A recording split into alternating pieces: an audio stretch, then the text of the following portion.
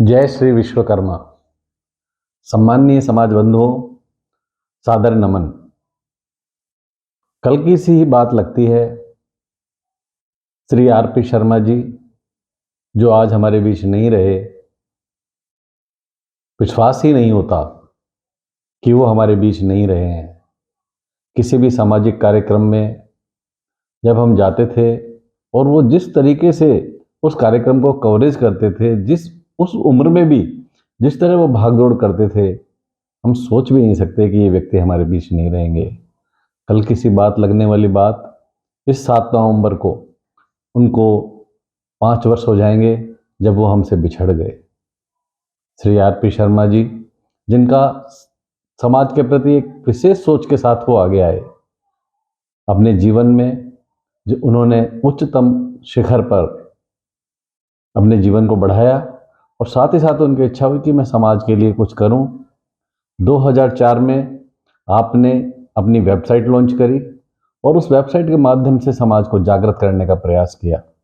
उसके पश्चात उनको लगा कि नहीं, केवल इस वेबसाइट से काम नहीं चलेगा, और उसके पश्चात वो पत्रिका के प्रकाशन में आए और 2011 में आपने अपनी पत्रिका विश्वकर्मा टुडे को समाज के समक्ष लॉन्च किया। और इस पत्रिका के प्रति आपने जो मेहनत की, आपने उसके प्रति जो लगाव दिखाया, उस पत्रिका के माध्यम से आपने जिस तरह समाज को जागृत करने का प्रयास किया, मैं कहूँगा अपने आप में एक बहुत ही अनूठी पहल थी। और पत्रिका ने पूरे भारतवर्ष में तहलका मचाया, समाज को उन्नति के राह पर लेके आए। एक एक व्यक्ति से चुन चुन करके वो उसके अंदर उनका परिचय लेकर के आते थे, उनके बारे में बताते थे और समाज कैसे उत्थान करे, कैसे विकास करे, इस बात पर चर्चा करते थे। उनके लेखक गण भी ढूंढ ढूंढ करके वो लाते थे, जिनके लेख इस पत्रिका में प्रकाशित होते थे। पूरे भारत में आपकी पत्रिका ने धूम मचाई। मुझे बड़ी प्रसन्नता होती है कि आर.पी. शर्मा जी ने जिस मुकाम पर इस पत्रिका को पहुंचाया, श्री आर.पी. शर्मा जी के जाने के पश्चात उनके सुपुत्र श्री नरेश जी ने भी इस पत्रिका को बढ़ाने में कोई कमी नहीं छोड़ी। श्री नरेश जी अपने पिता के साथ साथ इस व्यवसाय में लगने के लिए, उनके पिताजी की मौजूदगी में ही वो लगने का उन्होंने प्रयास कर लिया था। और आपके द्वारा एक पत्रिका के प्रकाशन का कार्य श्री आर.पी. शर्मा साहब के जीवन काल में शुरू हुआ। और वो पत्रिका, जिसमें उन्होंने कर्मयोग के सूत्रधार नाम से वो एक मैगजीन बनाई और उसमें समाज की विभिन्न विभूतियों को उन्होंने स्थान दिया, और उन कर्मयोगियों को आपने अनुकरणीय और संग्रहणीय दस्तावेज के रूप में वो मैगजीन आपने प्रकाशित करी। और उस मैगजीन के माध्यम से आपने अपनी एक पहचान बनाई, अपनी कला, और आपके अंदर जो एक विशेष किस्म की जो एक ऊर्जा थी, उसका आपने उस पत्रिका के माध्यम से समाज के समक्ष इजहार किया। श्री आर.पी. शर्मा साहब 7 नवंबर को, आने वाले 7 नवंबर को उनको 5 वर्ष हो जाएंगे। वो हम सबसे रूठ कर और इस दुनिया से चले गए। उसके पश्चात श्री नरेश जी ने उनकी इस पत्रिका को आगे बढ़ाने का जिम्मा अपने हाथ में लिया, और सब तरफ ये लग रहा था कि शायद अब आर.पी. शर्मा जी ने जिस मुकाम पर इस पत्रिका को पहुंचाया है, उस पर नरेश जी नहीं पहुंचा पाएंगे। लेकिन नरेश जी ने अपने पिता के उन सपनों को आगे बढ़ाने का एक जज्बा दिखाया, और मैं तो कहूँगा अपने जीवन को इस पत्रिका को बढ़ाने में और समाज को जागृत करने में आपने लगाया। और आज हम देख रहे हैं कि इनकी पत्रिका श्री आर.पी. शर्मा साहब ने जिस मुकाम पे छोड़ी थी, उससे भी कहीं आगे नरेश जी उसको लेकर के जा रहे हैं। और ना केवल वो पत्रिका को आगे बढ़ा रहे हैं, नरेश जी के मन में आया कि आज का जो ये युग है, ये केवल पत्रिका का युग नहीं है, आज का युग डिजिटल का युग आ गया है। और आपने अपने पिता की प्रथम पुण्यतिथि पर एक चैनल, यूट्यूब के चैनल का प्रारंभ किया। इनके मन में आया कि हम चैनल के माध्यम से समाज को ज़्यादा जागृत कर पाएंगे, और उसमें विभिन्न किस्म के समाचारों को दिखाकर, सामाजिक समाचारों को दिखा करके आपने बहुत ही अनूठा कार्य किया।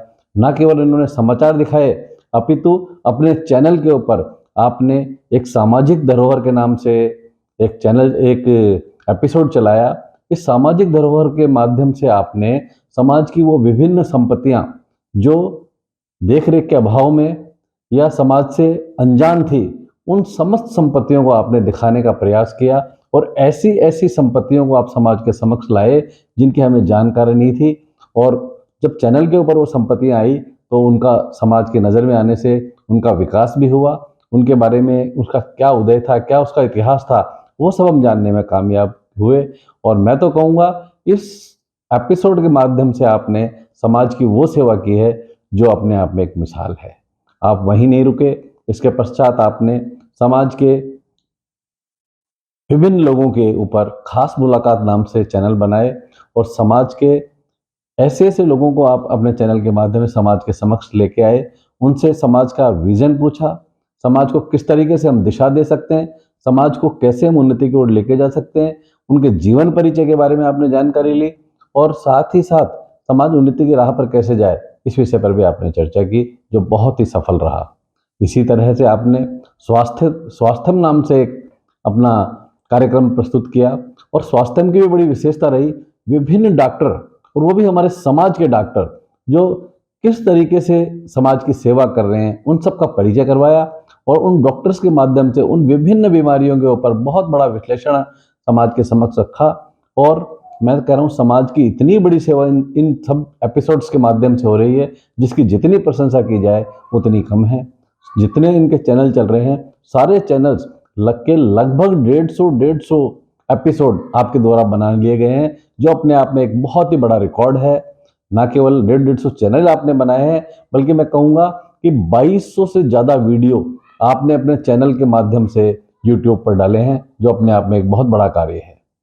बंधुओं, मुझे बताते हुए बड़ी खुशी हो रही है कि आपके इन तीनों कार्यक्रमों के लगभग 150 एपिसोड तीनों ही कार्यक्रमों के अब तक हो चुके हैं।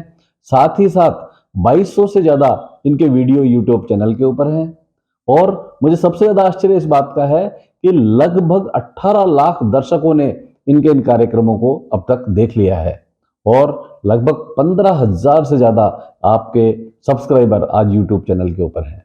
जांगीड़ समाज के किसी चैनल के ऊपर इतने बड़े आंकड़े आना अपने आप में एक बहुत बड़ी सफलता की बात है। और ये सब चीज़ें केवल और केवल इनके चैनल को 4 वर्ष हुए हैं, इन 4 वर्ष में आपने ये बहुत बड़ी सफलताएं पाई हैं। नरेश जी अपने पिता के सपनों को पूरा करने के लिए जिस तरीके की सेवा कर रहे हैं, उस हिसाब से मैं समझता हूँ ये चैनल बहुत आगे जाएगा। और नरेश जी जिस तरीके से समाज की सेवा कर रहे हैं, मैं तो सभी से कहना चाहूँगा इनकी मदद करें, हमारी सामाजिक संस्थाएं भी इनकी मदद करें, महासभा मदद करें, हम सब मिलकर इनकी मदद करें और इस चैनल को आगे बढ़ाएं। आरपी शर्मा साहब के सपने को पूरा करें और आरपी शर्मा साहब ने इस चैनल और अपनी पत्रिका के माध्यम से जो सपने देखे हैं उनका पूरा करने में हम सब लोग सहयोग करें।